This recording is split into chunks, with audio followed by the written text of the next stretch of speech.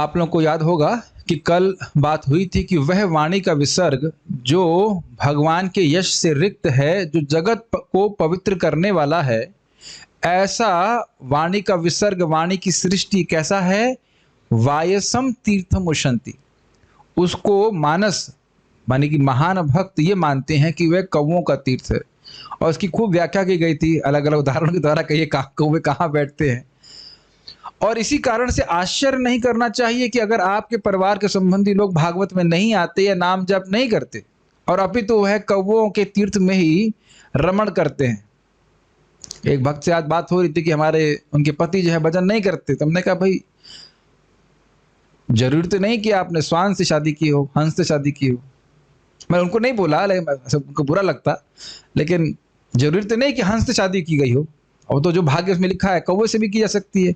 लेकिन एक बात ये भी है कि उनके पति एक माला जाप करते हैं, तो धीरे धीरे बन जाएंगे हंस। कोई बड़ी बात नहीं, मतलब नहीं भक्त श्रवण नहीं कर रहे, नाम जाप कर रहे, धीरे धीरे करके सब हंस बन जाते हैं, कोई दिक्कत नहीं।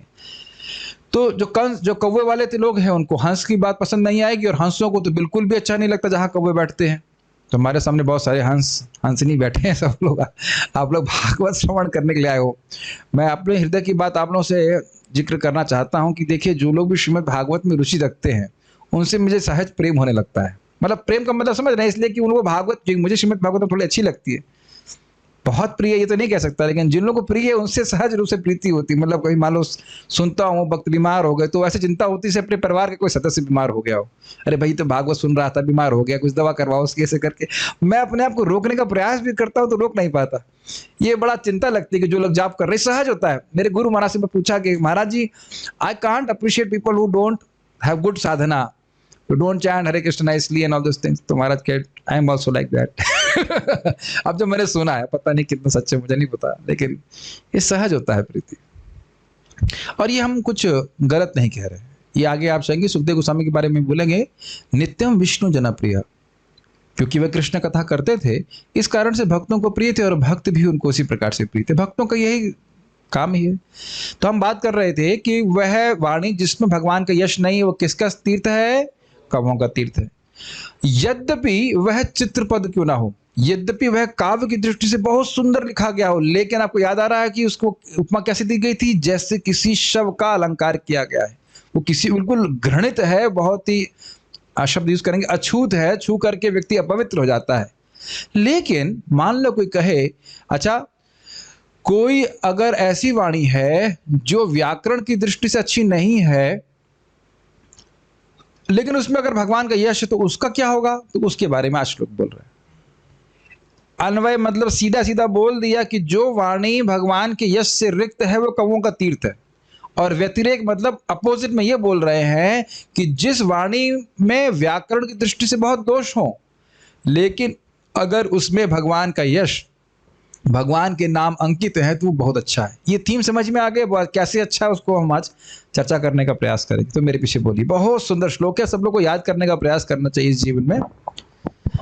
तद्वाग विसर्गो जनताघ विप्लवो, तद्वाग विसर्गो जनताघ विप्लवो, यस्मिन् प्रतिश्लोकमबद्धवत्यपि, यस्मिन् प्रतिश्लोकमवद्यवत्यपि, नामान्यनन्तस्य यशोऽङ्कितानि नामान्यनन्तस्य यशोऽङ्कितानि शृण्वन्ति गायन्ति गृह्णन्ति साधवः, शृण्वन्ति गायन्ति गृह्णन्ति साधवः। केवल गाने में कितना अच्छा लग रहा है ना।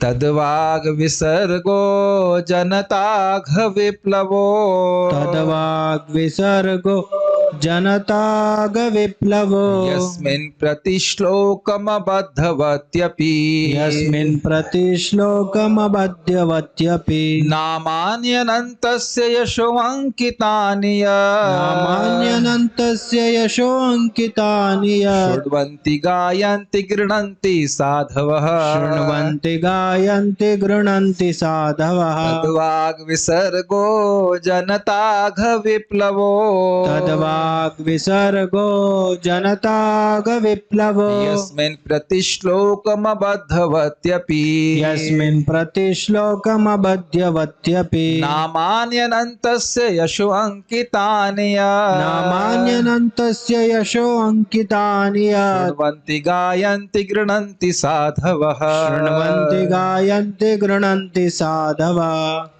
तृप्ति नहीं हो रही है इसके उच्चारण करने में, फिर भी आप बोलिए बोलिए, एक दो भक्त और बोलेंगे, ठीक है। तद्वाग् विसर्गो जनताग विप्लवो तद्वाग् विसर्गो जनताघ विप्लवो यस्मिन् प्रतिश्लोकमबध्यवत्यपि यस्मिन् प्रतिश्लोकमबद्धवत्यपि नामान्यनन्तस्य यशो अंकितानि नामान्यनन्तस्य यशो अंकितानि शृण्वन्ति गायन्ति गृह्णन्ति साधवः शृण्वन्ति गायन्ति गृह्णन्ति साधवः।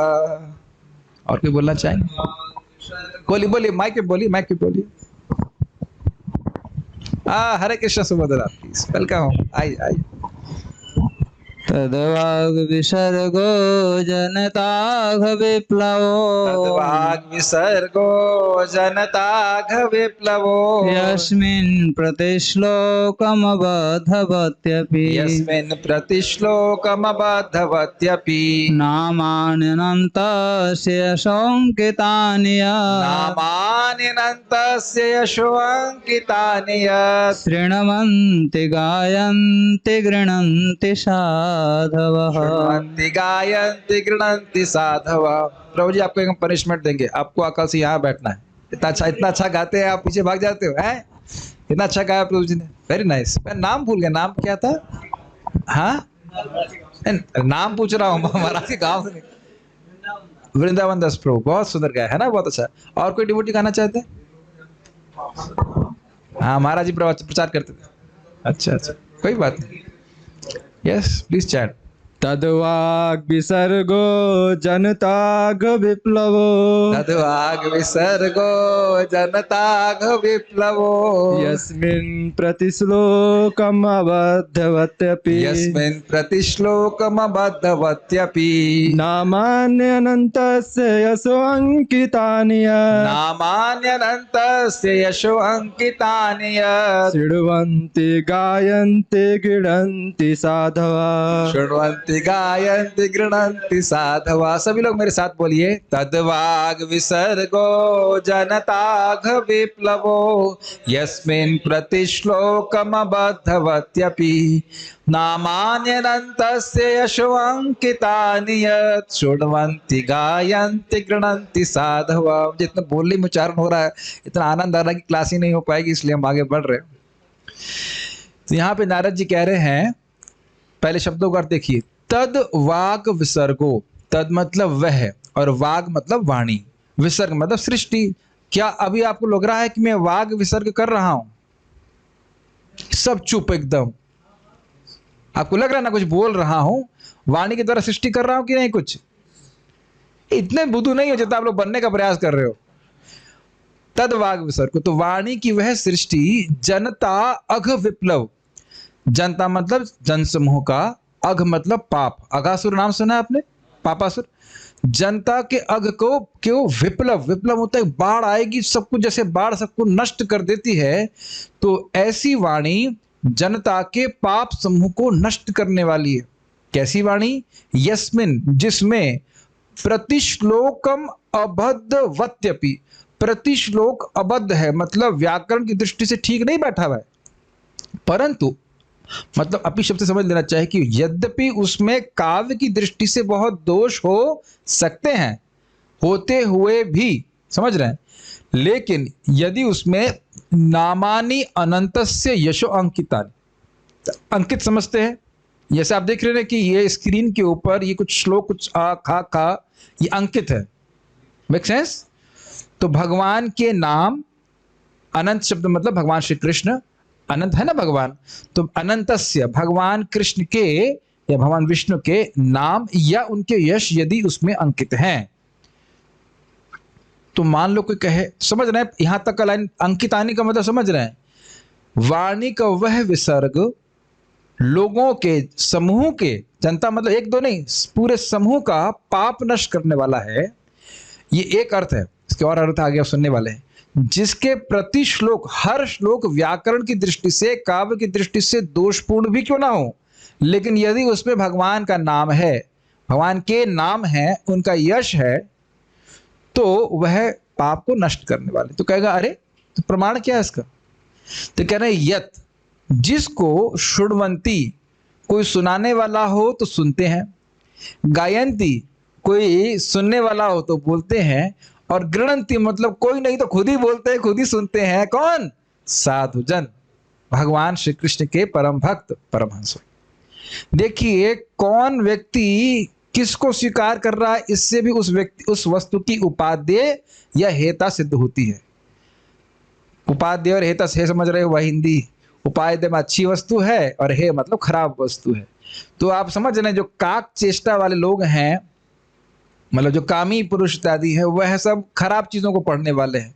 तो उसे समझ सकते हैं कि वस्तुएं खराब है, लेकिन जो परमहंस है वह अपने आचरण से क्या दिखा रहे हैं, ऐसी कामुक विचारों के प्रति क्या कहते हैं, कुछ कामुक ग्रंथ, कामुक कृतियों, कामुक किताबों के पीछे क्या कहते हैं, न निरमंती, वो बिल्कुल रमण नहीं करते। लेकिन यहां क्या कह रहे हैं कि काव्य की दृष्टि से कुछ गलत भी हो, कुछ क्या हर श्लोक में कुछ ना कुछ गड़बड़ हो, तो भी जो साधु पुरुष हैं वो क्या करते हैं, शुण्वंती, गायंती, गृणंती। तो इससे हमारी टेस्टिंग भी हो जाती है। अगर हम लोग न्यूज़पेपर पढ़ने में, अगर न्यूज़पेपर को सुनाने वाला हो तो सुनते हैं, अगर कोई सुनने वाला हो तो बोलते हैं, और अगर कोई नहीं हो तो खुद ही सुनते हैं और बोलते हैं, तो हम लोग साधु हैं क्या? मैं कुछ नहीं बोल रहा, आप लोग बताओ, भक्त लोग साधुजन इसका निर्णय करें। मैं कुछ नहीं बोलूंगा, नहीं माइक पे। हाँ कह रहे हैं क्या आप लोग? हाँ सुनाई? नहीं नहीं। अगर आपको इच्छा आ रही है, अरे भागवतम क्लास मिस हो रही है, भागवतम जाना है, भागवतम श्रवण करना है, तो मतलब साधुत्व हमारे हृदय में आ रहा है। समझ रहे ना? उम्मीद है कि श्लोक आप लोग को अच्छा लगा होगा, लेकिन इसके बहुत सारे सूक्ष्म अर्थ भी हैं। उसको अभी हम जैसे टीका पढ़ेंगे तो वह समझने का प्रयास कीजिए। अन्वय देख लीजिए एक बार। श्लोक बहुत अच्छा है ये। एक इससे पहले मैं भूल जाऊं, किसी काव्य रचना में कुछ दोष हो और उसमें किंचित मात्र भगवान के यश हो तो पवित्र करने वाला है। और हरे कृष्ण मंत्र में क्या यश नहीं, जरा ये बता दीजिए। कुछ समझ में आ रहा मैं क्या कह रहा हूं? कृष्ण के बारे में मैंने कुछ कहा तो सारा कुछ तो भगवान का नाम नहीं है ना, केवल एक जगह कृष्ण का नाम आ गया तो कृष्ण बहुत अच्छे व्यक्ति हैं, तो ये वाणी पवित्र करने वाली होगी। और हरे कृष्णा कृष्णा कृष्णा हरे हरे, हरे राम राम राम हरे हरे। अरे तो पूरा ही नाम है। तब बताइए कि कितना पवित्र करने वाला होगा। आप कुछ कैमित्य से समझ रहे हैं ना? कैमित्य समझते हैं कि कोई शब्द में एक समान शब्द बोला जा रहा है। वो कृष्णा होटल कहाँ पे है? कृष्णा बार एंड रेस्टोरेंट सुना है कभी? देखा आपने? हम लोग देखे एक जगह, कहाँ गए थे हम लोग? भरतपुर नहीं, अलवर में देखे थे, तुलसी बार एंड रेस्टोरेंट। तो अभी तुलसी ना, गोपाल बार एंड रेस्टोरेंट भी आ गया, तो गोपाल भी बोला है, भले आगे बार एंड रेस्टोरेंट लगाया हुआ तो भी वह पवित्र करने वाला होता है। आप लोग विश्वास नहीं करेंगे, लेकिन ऐसे बात है। नारायण अपनी माँ की गोद से मेरी गोद में आ जाओ, पवित्र हो गया कि नहीं पवित्र हो गया? जावेद सामान्य व्यक्ति था ना, कोई बैठ के भजन तो नहीं कर रहा था, दीक्षित डिवोटी भी नहीं था। ठीक है, ओके। इसके बहुत सुंदर सुंदर अर्थ हैं, बड़े ध्यान पूर्वक श्रवण करते रहिए। पहले अन्वय देखिए। अभद्रवत्यपि, अभद्रवती, व्याकरण की दृष्टि से अनियमित होते हुए, मतलब कुछ काव्य की दृष्टि से ठीक से नहीं बना है।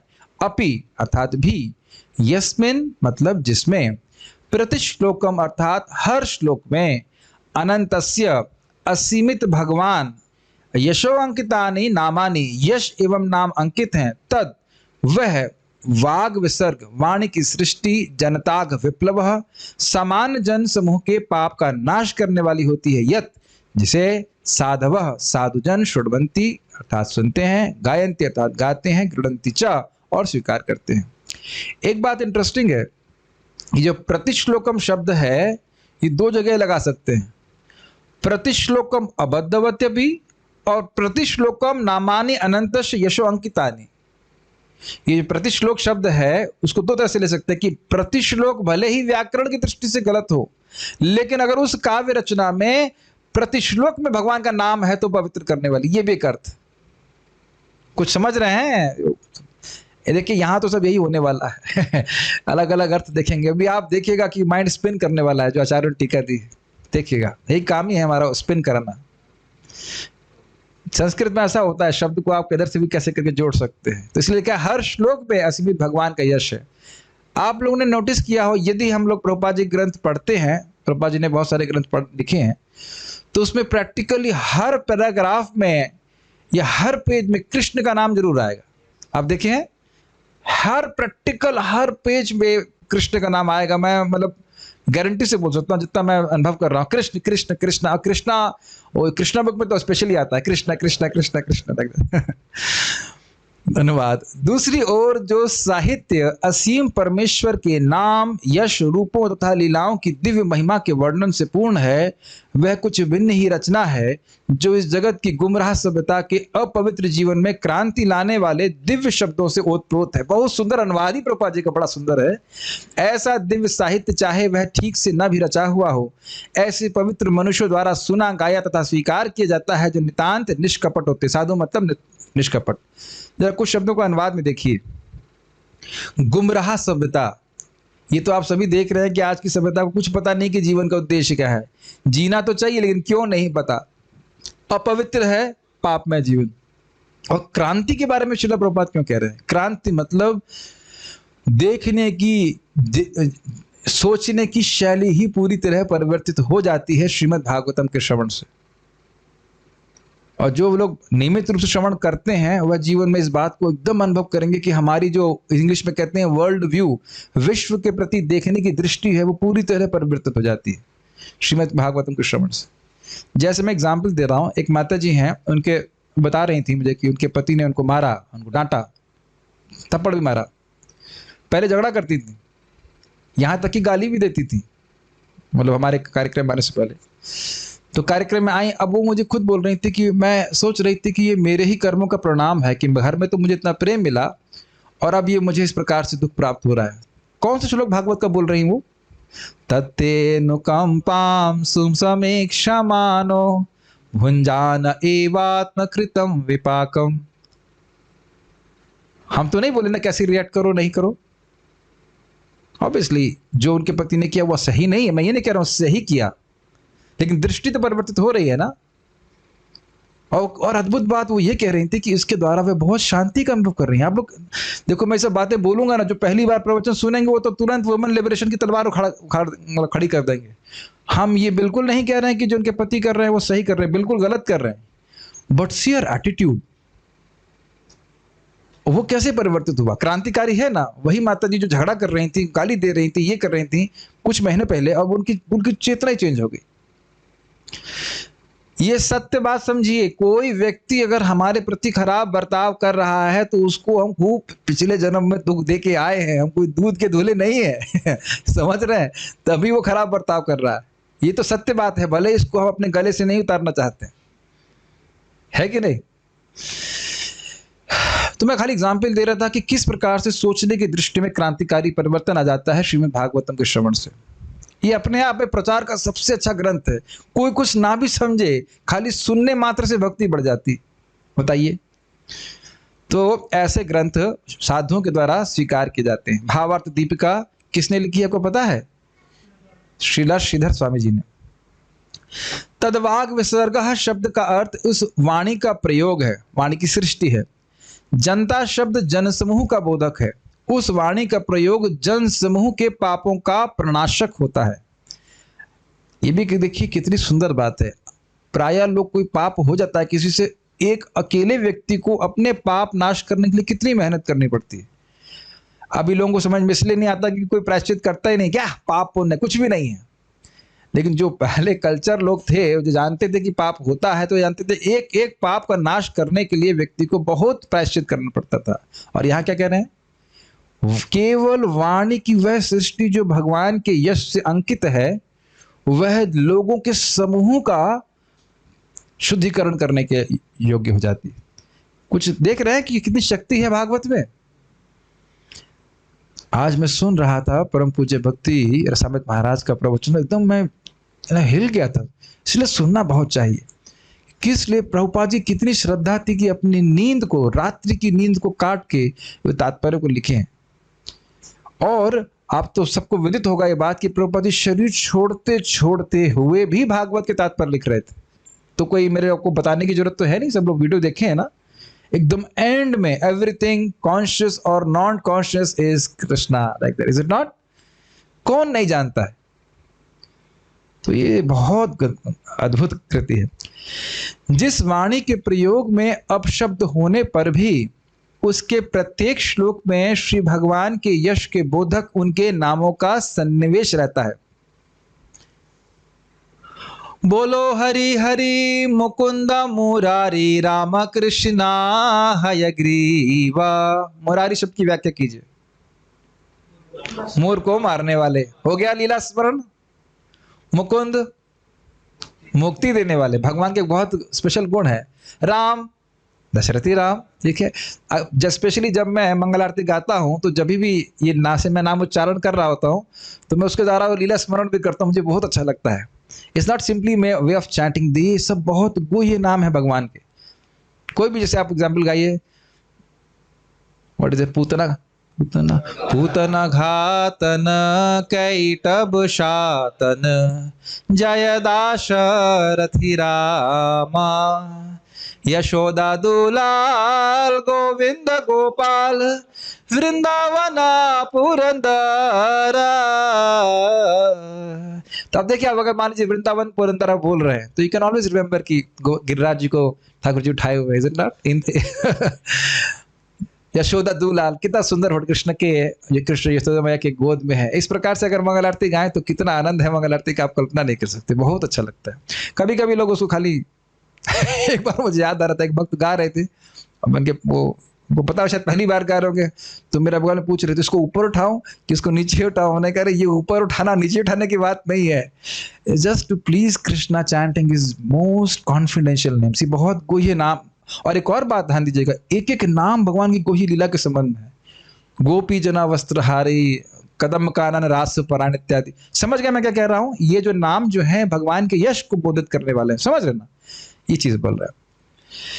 उसका कारण यह है कि संत महापुरुष उस वाणी के प्रयोग को किसी वक्ता के रहने पर सुनते हैं। कोई बोलता है तो श्रवण करते हैं, तथा श्रोताओं के रहने पर उस वाणी को सुनाते हैं, और किसी के भी नहीं रहने पर वे उसका स्वयं गायन और कीर्तन करते हैं।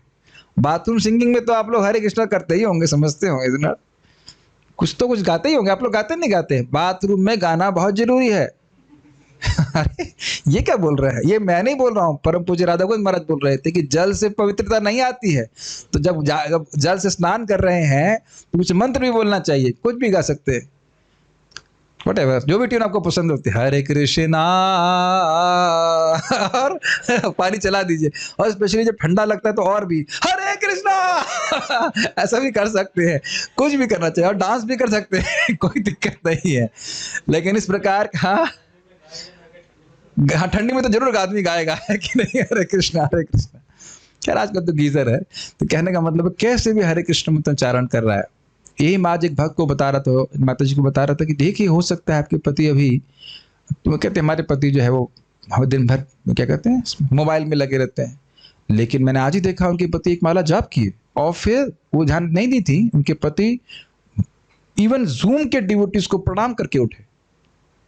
मैंने कहा आप उसे कुछ नहीं गिन रही, जरा देखिए क्या आपके पति का रिकॉर्ड अजामिल जैसा है। ये सभी लोग जो लोग सुन रहे हैं बड़े ध्यान पूर्वक सुनिए।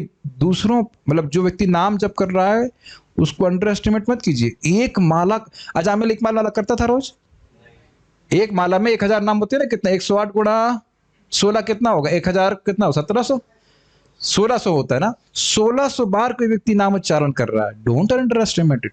शराब तो नहीं पी रहे हैं, वैश्यगमन तो नहीं कर रहे हैं, वो फिर एक नाम उच्चारण करने वाले को हमें सम्मान करना चाहिए। क्यों? क्योंकि उसकी वाणी उसके जीवन में पवित्रता ला रही। आज आपको नहीं दिख रहा है, वो बीत जा रहा है, धीरे धीरे करके बिल्कुल परफेक्ट हो जाएगा। हमारे क्यों भक्त है, नाम नहीं रखूंगा, अपने बच्चे को बोलती थी ये लड़का बड़ा लेजी है, कुछ नहीं कर रहा है, कुछ नहीं कर रहा है। आज लड़का 16 माला कर रहा है। मैंने कहा आप देखिए माता जी, वो एक बार जिसके अंदर कीड़ा चला गया, वायरस चला गया भक्ति का, वो प्रस्फुटित होगा ही कभी ना कभी। तो इसी प्रकार से भक्त लोग बार बार इसी बात को कहते हैं कि भगवान का नाम उच्चारण करो, ठीक है कि नहीं। और आपने देखा ही अजामिल के केस में किस प्रकार से पवित्र हो गया। एक बात ध्यान रखिएगा कि बहुत ही प्रेरणादायक बात है, बहुत ही ध्यान पूर्वक श्रवण कीजिए। भगवान के नामों से शुद्धिकरण तुरंत होता है। भजन हम प्रेम प्राप्ति के लिए कर रहे हैं। कुछ समझ में आ रहा है? हरे कृष्णा, जैसे ही ये हरे बोला, ये भी गलत बोल दिया मैंने एक महाराज जी प्रवचन कर रहे थे, मैंने गुरु महाराज का प्रवचन श्रवण करने गए थे, उससे पहले एक सन्यासी प्रवचन कर रहे थे, बड़ा दिव्य प्रवचन, बड़ा जबरदस्त था। वो कह रहे थे कि नाम बोलने की बात छोड़ दीजिए, नाम बोला है तो पाप, बोलने की इच्छा आई कि मेरे मुंह पे नाम आएगा तो पाप ध्वस्त हो जाते हैं। ग्रहण कर रहे हैं? ये श्रील रूप गोस्वामी जी बोलते हैं कि जिसने बोलने की इच्छा करी कि मेरे मुख पे हरि नाम आए, अभी आया नहीं है, तो उसको उसके प्रति ब्रह्मा जी मधुपर्क बना देते। तो कहते देते क्यों नहीं है? अगर आप कह रहे हो ब्रह्मा जी मधुपर्क बना देते तो हमें मिलता क्यों नहीं है, वो अलग बात है, मिलेगा कि नहीं मिलेगा। लेकिन ब्रह्मा जी एकदम स्पष्ट रूप गोस्वामी जी गलत बोलने के तो नहीं बैठे हुए हैं ना, वो लिखे हुए हैं इस बात। तो ये सब बड़ा शक्तिशाली है, हमको शास्त्रीय दृष्टि से खींच समझना चाहिए। आज मैं टाइम नहीं देख रहा हूँ, जो हृदय में आएगा बोलता जाऊंगा। बहुत सुंदर श्लोक है, बहुत अच्छा श्लोक है, ठीक है। तो ये समझ में आया? साधुजन, अगर कोई मिल जाता है सुनाने वाला तो यश को सुनते हैं, और अगर नहीं मिलता है, अगर कोई सुनने वाला मिल जाता है तो बोलते हैं, और अगर कोई नहीं होता है तो खुद ही बोलते रहते। इसी को श्रीधर स्वामी जी श्रवणम कीर्तन वाली श्लोक की टीका में एंड में लिखते हैं कि शुद्ध भक्त को कोई नहीं मिलता है तो वो अपने आप को ही अपना संग देता रहता है। कुछ समझ में आया?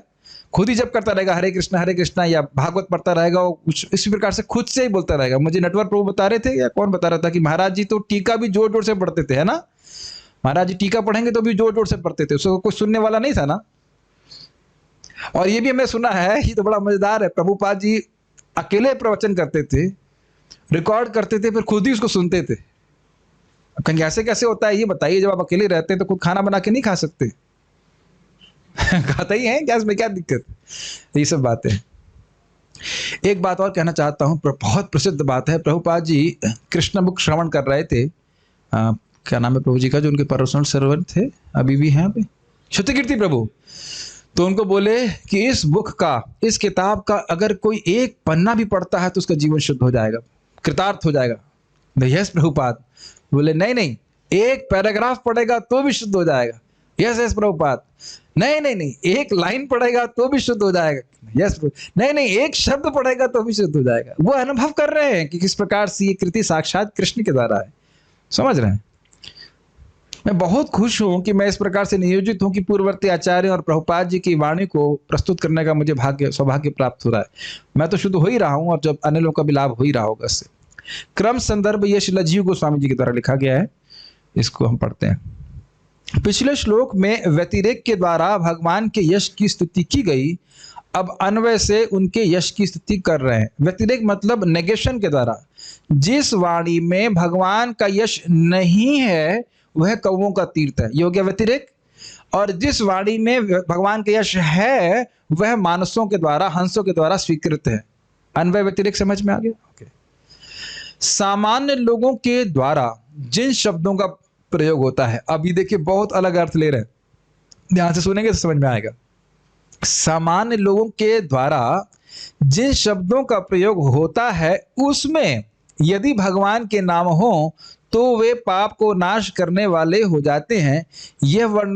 वह वर्णन कैसे हैं तो इस पर कह रहे हैं कि प्रति श्लोकम, अर्थात यद्यपि उसका हर श्लोक अर्थात हर वर्णन अबद्ध भी क्यों ना हो, अर्थात उसमें भगवान के यश की किंचित मात्र प्रतीति का संकेत मात्र क्यों ना हो, और यद्यपि वह सम्यक रूप से अर्थबोध कराने में असमर्थ भी क्यों ना हो, और उसमें भगवान के यश के वर्णन का लेश मात्र संयोजन ही हो, या नाम मात्र के लिए ऐसा यश उसमें हो तो भी, और यद्यपि उसमें वर्णन चातुरी ना भी हो तो भी वह पवित्र करने वाला होता है। बहुत लंबा हो गया ना, पापा संस्कृत देखिए समझ में आएगा। कह रहे हैं तद वाग विसर्को जनता। अब इन्होंने क्या किया, आप लोग का माइंड स्पिन तो नहीं कर रहा है? कहां फंस गए हम लोग? लेकिन आप थोड़ा थोड़ा देखेंगे तो बड़ा आनंद, थोड़ा सा प्रयास करेंगे तो अच्छा लगेगा। अब आप तद, वाग, विसर्गो और जनता को एक साथ ले लीजिए। जनता का वह वाणी का विसर्ग, मतलब भक्त भी नहीं है, बहुत पंडित भी नहीं है। कुछ समझ में आ रहा है? एक अर्थ हमने अभी तक लिया कि कोई भक्त है, वो वाणी का विसर्ग कर रहा है जिससे जनता के पाप नष्ट होते, एक अर्थ दिया। अब शिला जी गोस्वामी क्या कह रहे हैं? जनता तद जनता वाग विसर्ग, जो सामान्य जनता है उसकी वाणी का विसर्ग भी पापों को नाश करने वाला होता है, यद्यपि वह अबद्ध है, लेकिन अगर उसमें कदाचित भगवान का यश हो। My dear devotees, are you able to understand? या आप लोग सुबह के ब्रेकफास्ट की ही स्मरण कर रहे हैं? इतना आनंद आता है भाई सब सारे अर्थ हो विचार करने में। कुछ समझ में आ रहा है? मैंने कि कहने का अर्थ है कि कोई भागवत जानता हो, ये कोई बहुत महत्वपूर्ण बात नहीं है। ऐसे ही बोल रहा है, अरे वही वो राम रस लेके आना, वैसे तो ये कैसे बोलता नहीं है। मान लो किसी के गलती से किसी बच्चे का नाम नारायण हो जाए, आजकल तो टॉम और अच्छे अच्छे नाम रखते हैं, टॉम, पिंटू, मोमू, टोमू। डॉग के ऊपर रहेगा, गॉड के ऊपर नाम नहीं रहता। ठीक है, तो ऐसे ही मान लीजिए नाम कर दिया, अरे हरि बाबू को लेके आना। हमारे कोई दूर के रिश्तेदार, उनका नाम हरि बाबू, मुझे बड़ा अच्छा लगता था नाम, उस वक्त भी बड़ा अच्छा लगता था हरि बाबू। कई लोगों का नाम होता है ना, गौर हरि, हरि बाबू, ऐसे। अरे आज राजमा की सब्जी बनी है क्या? आज मैं सोच ही रहा था कि राजमा में बोलूंगा, देखा सुबह राजमा ही बन गया। उन्हें कह रहे भाई ये क्या प्रेरणा मिली। राजमा में क्या मिल रहा है आपको? रा और माँ, वेरी गुड। हली मृतम में क्या मिल रहा है? हरि। तो इस प्रकार से कोई प्रयोग कर रहा है। या जैसे आप प्रसिद्ध वो नाम जानते हैं ना, जब वो हरियाणा, कहाँ जाना है? हरियाणा जाना है। हरियाणा की बस कहाँ से जा रही है? तो इस प्रकार की हरियाणा की बस कौन सी है? हरियाणा रोडवेज कहाँ पे है? तो अब इसमें तो कोई भगवान का यश नहीं दिख रहा ना, लेकिन क्या है? हरि शब्द आ रहा है कि नहीं? ये सब बहुत, हाँ हाँ ठीक है, वो तो आप फिर ऐसे बोलोगे कि हरि का आना रहता है, तब तो फिर वो भगवान का यश हो जाएगा। लेकिन मैं खाली कह रहा हूं कि इस प्रकार से मान लीजिए कोई कहे, ये समझ रहे, जनता लोग, जनता बोलती है ना अकस्मात भी। एक एग्जाम्पल आपको और देता हूं। मैंने सनक सनातन प्रभु को पूछा, वो जर्मनी से, कि क्या कहीं जर्मनी में कोई भगवान का नाम लेता है? कहते हैं हाँ। कह रहे एक मक्खन का एडवर्टाइजमेंट है, उसको इस प्रकार से है, रामा, उसके बाद जो भी अपनी भाषा में बोलते होंगे। तो एडवर्टाइजमेंट किसका है? मक्खन का, राम का नहीं है। मक्खन का एडवर्टाइजमेंट है। राम लला तुम, तो काव्यता होगी, राम लला तुम क्या करो, देख रहो मंदिर यहीं बनाएंगे, ऐसे करके हम लोग सुने थे जब हाँ अयोध्या में गए थे। तो कहिए तो खैर भगवान राम को एड्रेस हो गया, लेकिन कहने का अर्थ है किंचित मात्र हल्का सा बस स्पर्श हो जाए भगवान के यश का, तो ऐसा समान जनता का वाणी का प्रयोग भी पापों को नष्ट करने वाला है। इसीलिए भागवत को कोई ग्रंथ बोला जा रहा है, क्योंकि बहुतों को तो विश्वास ही नहीं होगा उसके ऊपर। लेकिन इसी बात को लेकर के तो यमराज जी गड़बड़ कर गए। वो जामिल के पापों को देख रहे हैं, लेकिन ये नहीं देख रहे हैं कि अपने बेटे को पुकार रहा है, नारायण, अपनी माँ के गोद से आओ, नारायण तुमने खाया कि नहीं, नारायण नारायण नारायण, ऐसे कर। तो ये सब बातें हैं, इसको आप लोग महाप्रभु की वाणी से श्रवण कर सकते हैं। महाप्रभु से पूछा गया था कि मुसलमानों का उद्धार कैसे होगा। सॉरी, महाप्रभु ने पूछा था हरिदास ठाकुर जी को, मुसलमानों का उद्धार कैसे होगा, बड़ा घोर कर्म करते हैं, गायों को मारते हैं। तो उन्होंने कहा कि दंष्ट हतो, नरसिंह पुराण से कथा आई कि एक व्यक्ति था मुसलमान, वो शौच के लिए गया था जंगल में, और एक जंगली सुअर, समझते इसकी सींग होती है, वो आया, उसका पेट फाड़ दिया, उसने बोला हराम हराम हराम, और मर गया, और भगवान के पास चला गया। तो ये सब बातें लोगों को लगे कि भावुकता है, लेकिन ये भावुकता नहीं, शास्त्र प्रमाण है। नरसिंह पुराण एक प्रामाणिक पुराण है, उस पर आप विश्वास कीजिए। तो मैं फिर बोल रहा हूं कि पाप नाश करने के लिए कोई मेहनत करने की जरूरत नहीं है। ये सारी मेहनत किस लिए है? ताकि हम भगवान की भक्ति प्राप्त कर सके, कृष्ण प्रेम प्राप्त कर रहे। Make sense? और उस मेहनत करने में कोई दिक्कत भी तो नहीं लग रही है, क्लास में बैठने में तो कोई मेहनत है नहीं, है कि नहीं?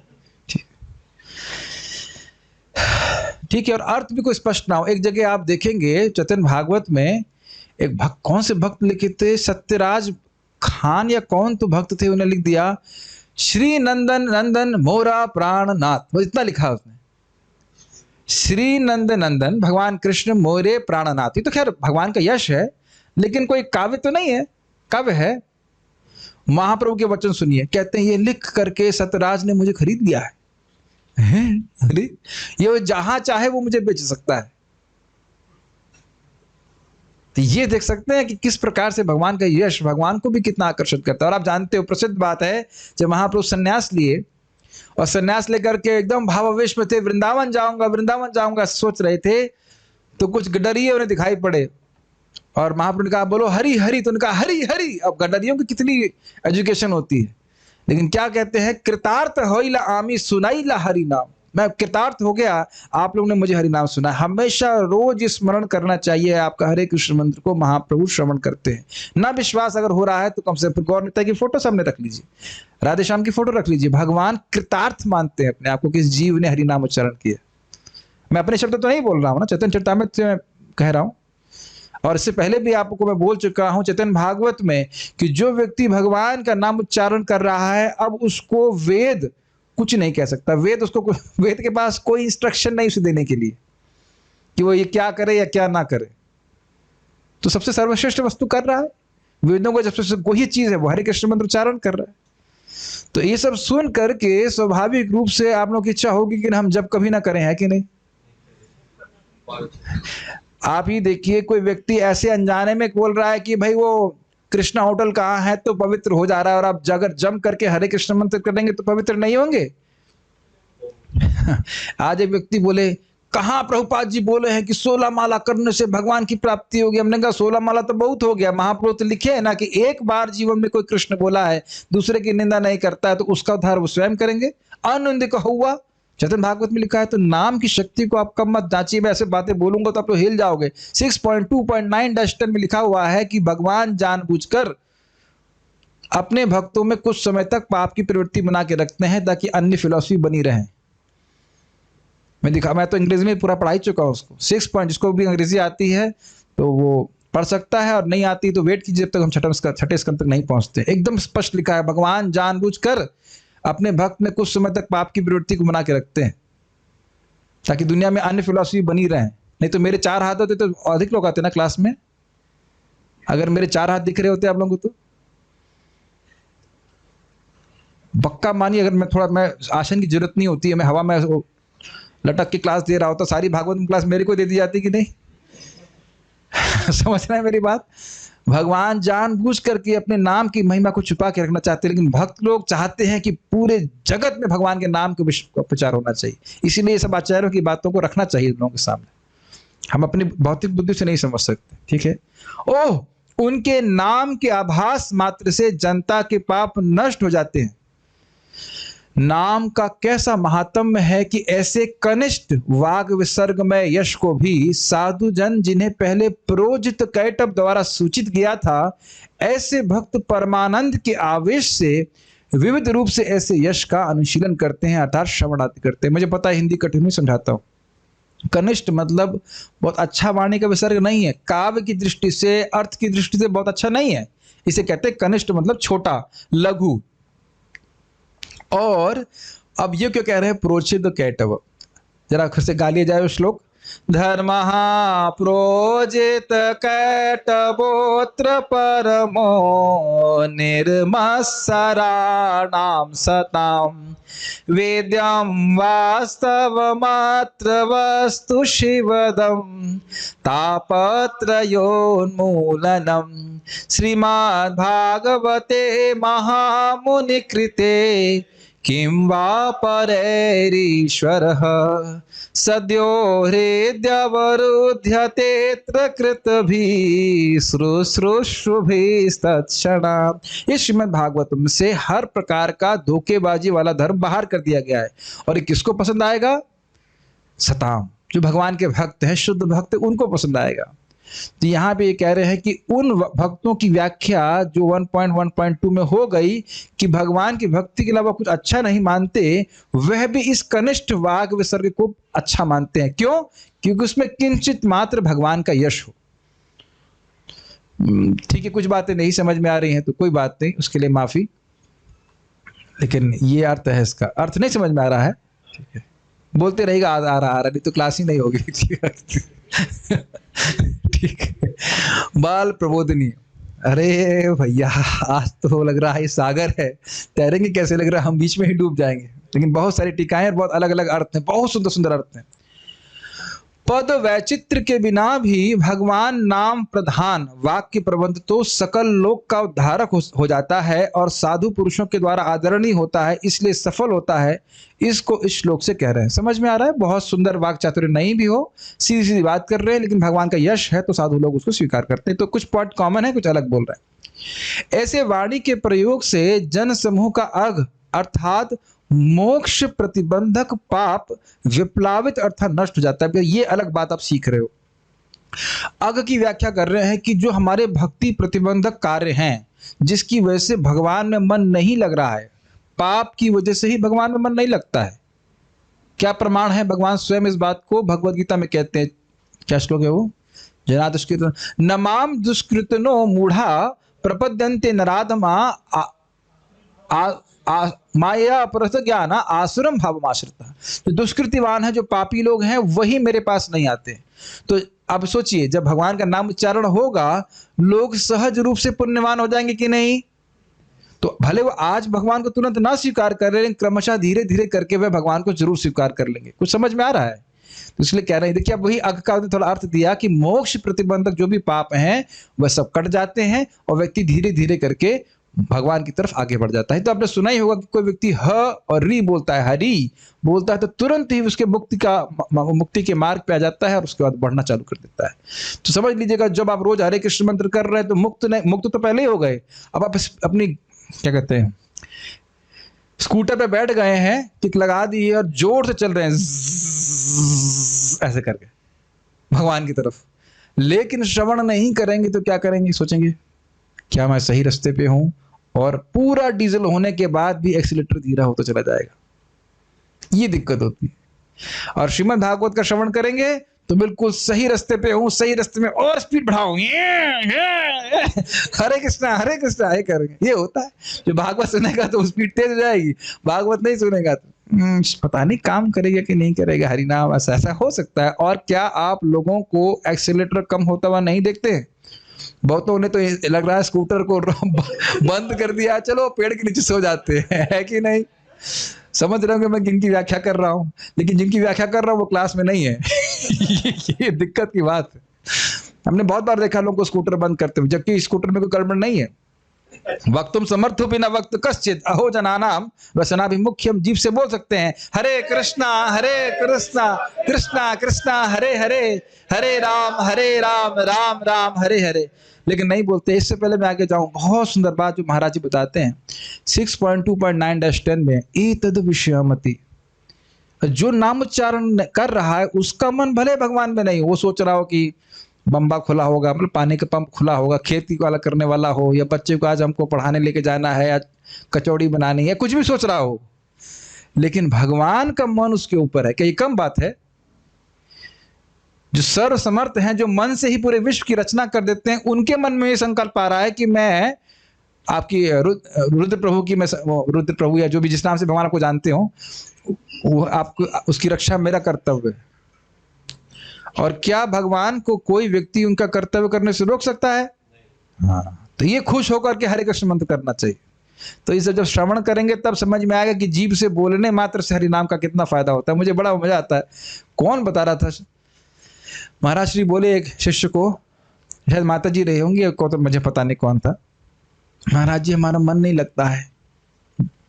तो महाराज उनको बोले, तुमको मन लगाने के लिए बोला हूं, तुमको जीभ लगाने के लिए बोला हूं कि मन लगाने के लिए बोला हूं? अब वो श्लोक अगर किसी को आता हो तो मुझे बताइएगा। महाराज जी कोट करते हैं कि जीभ से बोलता है कोई व्यक्ति तो भगवान की महिमा को समझ लेता है। लेकिन अभी मुझे शायद तुलसीदास से कहीं से कोट करते, बड़ा सुंदर श्लोक है, जीभ से केवल उच्चारण करता है हरे कृष्ण तो भगवान को समझ लेता है। वैसे ये वेद वाक्य है। वेद ये कहता है कि भगवान की महिमा को पूर्ण, नाम की महिमा को पूर्ण ना भी जाने, क्योंकि नाम स्वयं प्रकाश है, इसलिए अगर थोड़ा थोड़ा जान रहा है कि भगवान का नाम है, मुझे जप करना चाहिए, वो जप करता रहेगा तो स्वयं उसको अच्छी बुद्धि प्राप्त होगी, भगवान की महिमा स्वयं उसके हृदय में स्फुरित होगी। तो ये सब बातें हैं। इसलिए हम खाली बोल रहे थे कि मोक्ष प्रतिबंधक जो भी पाप है वह सब नष्ट करने वाला होता है। यहां मन का प्रयोग नहीं बोल रहे हैं, वाणी का प्रयोग बोल रहे हैं। वह वाणी का प्रयोग कैसा है? मानो यह प्रश्न हो तो कह रहे हैं कि जिसमें काव्य अलंकार आदि का दोष भी क्यों ना हो, परंतु प्रति श्लोक में भगवान अनंत के यश और नाम अंकित है। ये तो समझ गए, तो स्पष्ट है। परंतु भगवान के नाम अंकित होने मात्र से, आप देखिए एक प्रश्न उठा रहे हैं, परंतु भगवान के नाम अंकित होने मात्र से ऐसा वाग विसर्ग पाप निवर्तक हो जाता है, पापों का नाश करने वाला हो जाता है, इसका क्या प्रमाण है? मान लो कोई प्रश्न करे, क्या प्रमाण है? तो कह रहे हैं कि साधु पुरुष अर्थात जो पर कार्य साधन परा है, इसका अर्थ समझ रहे हैं, साधु लोग हमेशा दूसरों के हित के लिए ही लगे रहते हैं, विवेकी हैं, जो जानते हैं कि सार असार वस्तु क्या है, वे उन नामों को यदि कहने वाला हो तो सुनते हैं, सुनने वाला हो तो वर्णन करते हैं, और नहीं तो स्वयं ही गाते रहते हैं। अतः उनका सदाचार ही इस संबंध में प्रमाण है। कुछ अलग फ्लेवर पकड़ में आया आपको?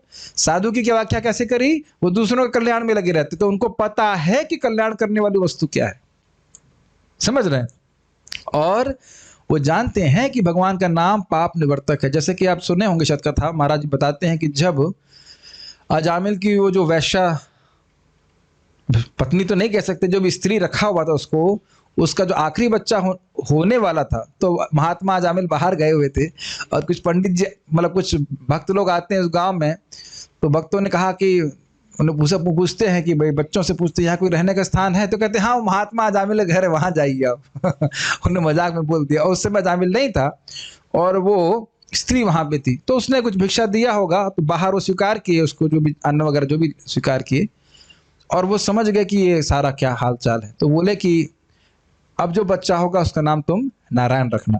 तो इसी कारण से उन्होंने बच्चे का नाम नारायण रखा, और फिर इस प्रकार से अजामिल का उद्धार हो गया।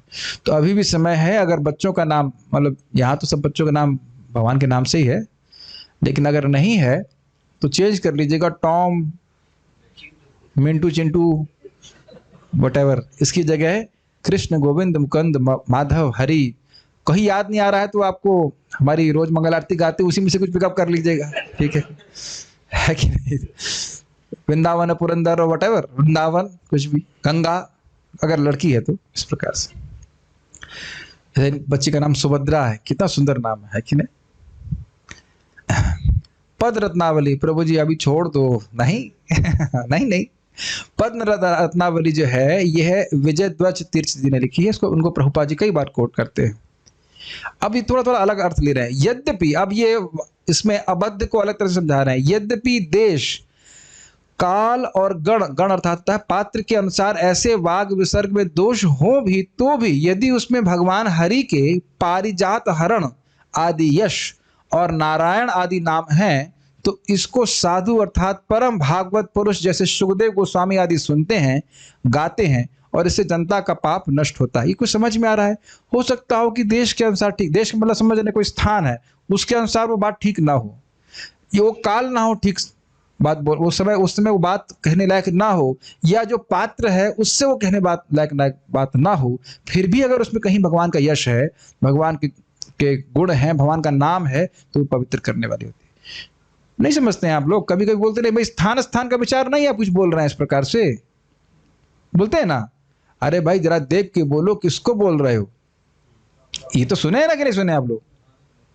ये तो कई बार सुने होंगे, भाई जरा देख के बोले किससे बोल रहे। तो कभी कभी लोगों को विचार नहीं होता किससे क्या बोल रहे हैं, लेकिन उसमें भी अगर कहीं हरि, गोविंद, मुकुंद, कृष्ण, मुकुंद कुछ भी आ गया तो वह पवित्र करने वाला होता है। तो भगवान के नाम उच्चारण में ऐसा कुछ सोचने की जरूरत ही नहीं है, बस लगे रहिए हरे कृष्ण मंत्र करने में। और क्या प्रमाण है? श्रीमद् भागवतम सुनने की स्प्रिया हृदय में है, ये भगवान के नाम का प्रभाव है। नहीं तो सबको इनवाइट कीजिए, क्या हमारे रूम में ऐसे बाहर 100 लोग झगड़ा कर रहे हैं कि हमें भी कुछ सुनने दो? कभी नहीं होगा ना, कभी नहीं होता ना, भागवत सुनने के लिए झगड़ा कभी नहीं होता ना। ये जो नाम उच्चारण करने वाला व्यक्ति है उसी के हृदय में इस प्रकार की इच्छा आती है। प्रभुपाद जी 5वें स्कंद में कहते हैं, शुरुआत में व्यक्ति भगवान का नाम उच्चारण करता है, बाद में वो श्रीमद् भागवतम के श्रवण के द्वारा और प्रगति करता है। क्यों नहीं करेगा? इस प्रकार की बात सुनकर कौन व्यक्ति भगवान में श्रद्धा नहीं रखेगा, बताइए? ठीक है। सुखदेव गोस्वामी जैसे व्यक्ति सुनते हैं जो किसी से कुछ नहीं बोलते, याद आ रहा है आप लोगों को? वो किसी से कुछ नहीं बोलते थे और 18,000 श्लोक बोलने के लिए रुक गए। अगर आनंद नहीं आ रहा होता तो क्यों बोलते? जरा विचार कीजिए। ऑब्वियसली 18,000 श्लोक उन्होंने नहीं बोले, परीक्षित महाराज कुछ बोले हैं उसमें से, मुझे नहीं पता कितने, लेकिन कुछ बोले हैं। लेकिन विचार करने वाली बात है कि नहीं?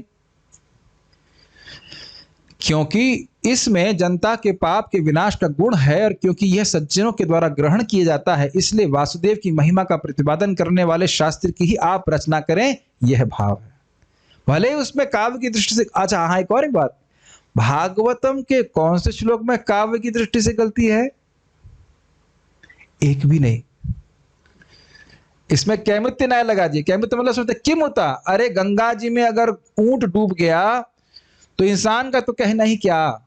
तो अगर वह काव्य कृति जो बहुत दोषपूर्ण है और भगवान के यश से किंचित मात्र अंकित है, वह पवित्र करने वाली है, तो श्रीमद् भागवत जैसा ग्रंथ जो स्वयं भगवान ने लिखा है और भगवान के यश से पूरा भरा हुआ है, और वह कितना पवित्र कर देगा वह व्यक्ति आप कल्पना नहीं कर सकते। कुछ समझ रहे हैं बात?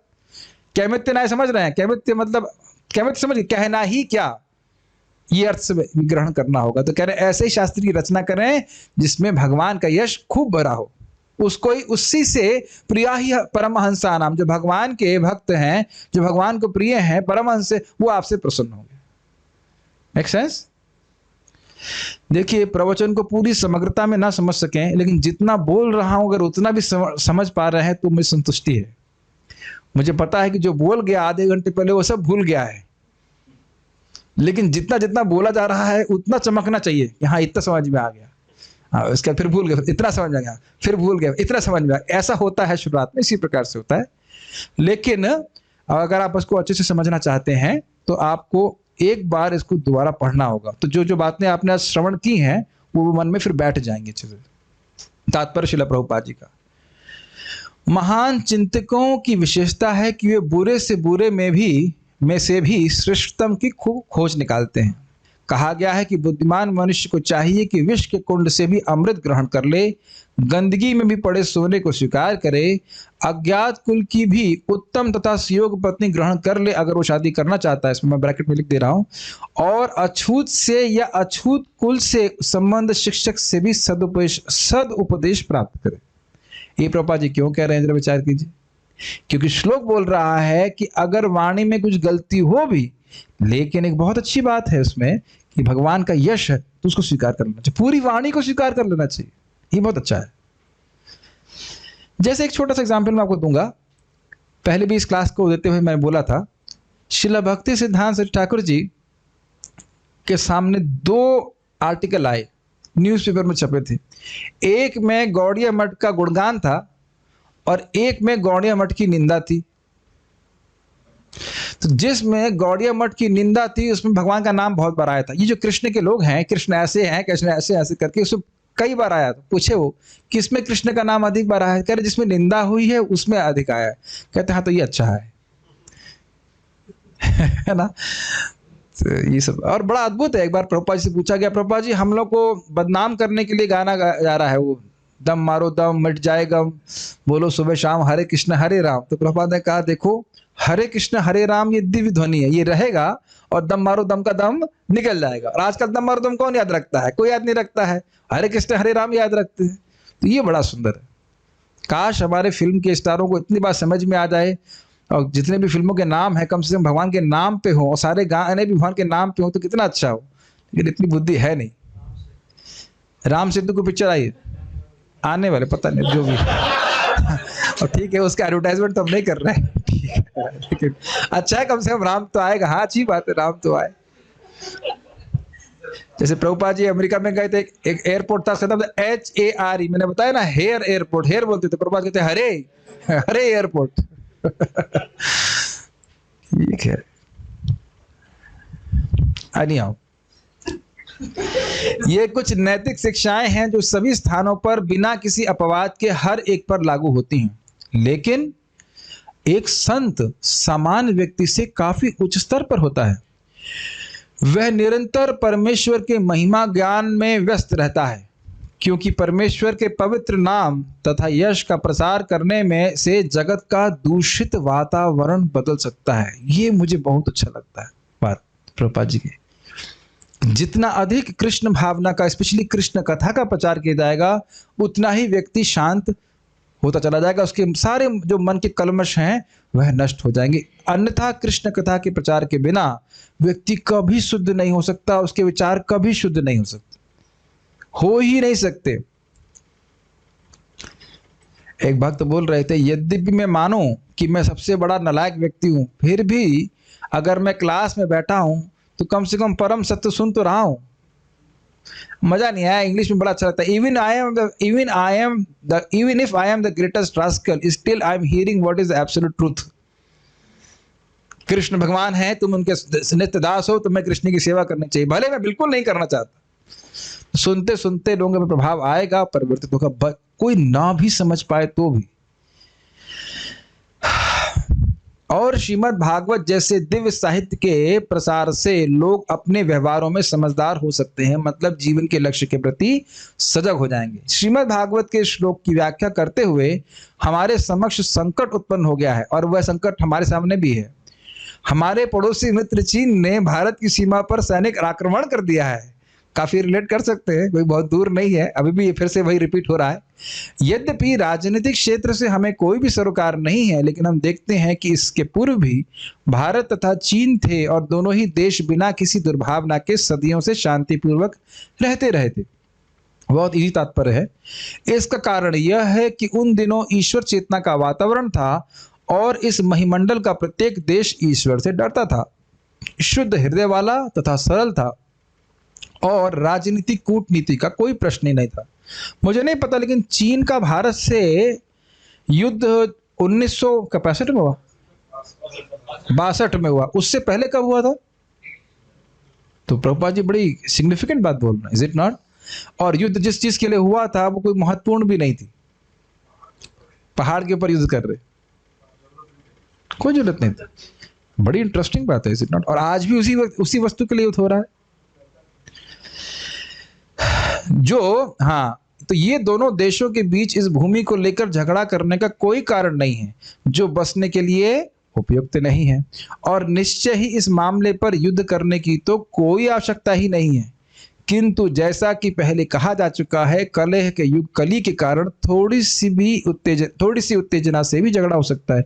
ये लाइन प्रभुपाद जी की बहुत महत्वपूर्ण है। आप देखिएगा, झगड़ा करने के लिए लोगों को आजकल कोई बहुत बड़ा विषय नहीं चाहिए। मुझे नेटवर्क प्रभु बता रहे थे, थोड़ी छोटी बात पे लोग, मैं उसका वर्णन नहीं करना चला, बड़ा विभत्स वर्णन किया था, मैं सुन करके हिल गया था, लेकिन मतलब थोड़ी सी बात पे लोग बहुत मतलब गोली चला देते हैं, मार देते हैं, ऐसे करके होता है।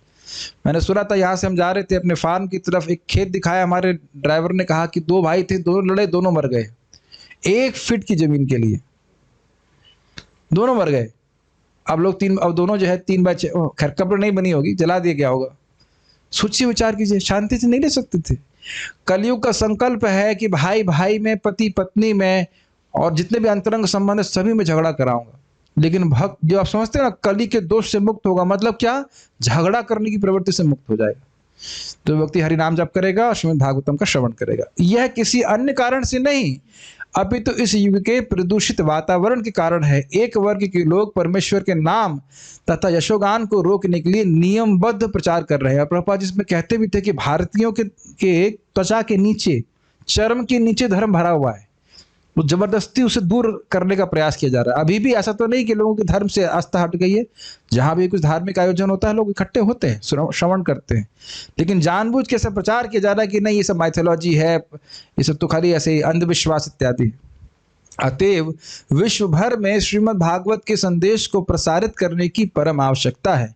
प्रत्येक जिम्मेदार अमेरिकी नागरिक का यह कर्तव्य है। अरे नहीं, मेरे में अमेरिकी लिखा है भाई, देखो फिर चेक करो, भारतीय है ना? अच्छा, तो हमारे भारतीय नागरिक तो खाली, क्या बोल गया मैं, नालायक और क्षमा कीजिएगा, ऐसा बोलना नहीं चाह रहा था। ना, हमारे भारतीय नागरिक तो ओरेकल और C++ और पाइथन में फंसे हुए हैं। बुरा मत मानेगा, मैं खाली कटाक्ष करने की आदत है, और भी कहीं फंसे हुए, इज इट नॉट? कहाँ भागवत को पढ़ने की इच्छा होती है? मुझे एक क्रोध आता है इस बात पे। एक भरत और माता जी हैं, खूब संस्कृत बढ़िया जानती हैं। मैंने कहा जितना आपको आती है, खूब पढ़ ली, हमने पढ़ी हुई है, हमने कहा उतनी मेरे को आती, तो मैं तो रूम के बाहर ही नहीं निकलता, बस इसी में टीकाओं में अवगाहन करता रहता है। हमने कहा क्या कर रही हो? तो मैं सिर्फ बोलता, जिन लोगों को संस्कृत, भाई मुझको संस्कृत ऐसे ग्रामर की दृष्टि से तो नहीं आती उतना, अगर वाकई संस्कृत का ज्ञान और अच्छे से होता तो मजा ही आता। कितने सारे ग्रंथ हमारे पास खुले रहते, तो लोग इस्तेमाल नहीं कर रहे, क्या कर सकते। मैं सोच रहा था क्या काश भारत सरकार ऐसा प्रोजेक्ट शुरू नहीं कर सकती कि विद्वानों को लगा दे, जितनी भी टीका है सबका अनुवाद करा दे। अब विजय तीर्थ की टीका तो रही गई, और उसके बाद क्या नाम है उनका, वल्लभाचार्य जी की तो रही गई। बहुत सारे हैं, इज इट नॉट? ऐसा कुछ कितने कितने बड़े बड़े प्रोजेक्ट होते हैं ना, 36 पता नहीं अब कितना, 3600 करोड़ 36,000 करोड़ के होते हैं। बड़े बड़े पार्क बन रहे हैं, कुछ बन रहे हैं, लेकिन भागवत का अनुवाद अगर ऐसे करा देते कितना लोगों को लाभ होता, लेकिन दुर्भाग्य है। तो कह रहे हैं प्रत्येक जिम्मेदार भारतीय नागरिक का कर्तव्य है, का यह कर्तव्य है कि वह श्रीमद् भागवत के दिव्य संदेश को सर्वोपरि कल्याण तथा वांछित शांति लाने के लिए विश्व भर में प्रसारित करे। तो समझ में आ रहा होगा, भगवान का यश सुनेगा, मन उसका पवित्र हो जाएगा, झगड़ा वगैरह में उसका मन बिल्कुल नहीं लगेगा। चूंकि भारत ने अपने इस उत्तरदायित्वपूर्ण कार्य की उपेक्षा की है, अतएव सारे विश्व भर में इतना संघर्ष हो रहा है तथा संकट छाया। ऐसे समझ लीजिए जैसे कोरोना सब जगह फैला हुआ है, और भारत के पास वैक्सीन हो और ना बनाए तो गलत बात है कि नहीं? अब तो समझ में आ रहा होगा। तो ऐसे पूरे जगत में कलयुग रूपी जो बीमारी है, वायरस फैला हुआ, लोग झगड़ा कर रहे हैं, कितनी बेवकूफ़ी की बातों पे झगड़ा करते हैं, और हम लोग श्रीमद् भागवत का प्रचार कर नहीं रहे हैं। ये कह सकते हैं कि परिपूर्ण मात्रा में नहीं कर रहे हैं। क्यों नहीं कर रहे? कि खुद ही समझ में नहीं आ रही। क्यों नहीं समझ में आ रही? क्योंकि दृढ़ता चेष्टितम नहीं हो रहा है, चेष्टा करके समझ नहीं रहे हैं। तो फिर इसी कारण से लोग दुख में हैं। लेकिन जितना भी हो, हमारे पास प्रयास करने की क्षमता से करना चाहिए, और आप निश्चित देखेंगे कि जीवन में लोगों के परिवर्तन आता है। इसीलिए संकट छाया होगा। कुछ भी नहीं पता है, अंधा यथांधेर उपनीयमाना, किसी को कुछ नहीं पता है कि जीवन का लक्ष्य क्या है। आप लोगों को लगता होगा बातें बार बार क्यों बोलते हैं, जरा पूछ के आइए अमेरिका के प्रेसिडेंट से, भाई ये बताइए जीवन का उद्देश्य क्या है? कुछ नहीं पता है उसको।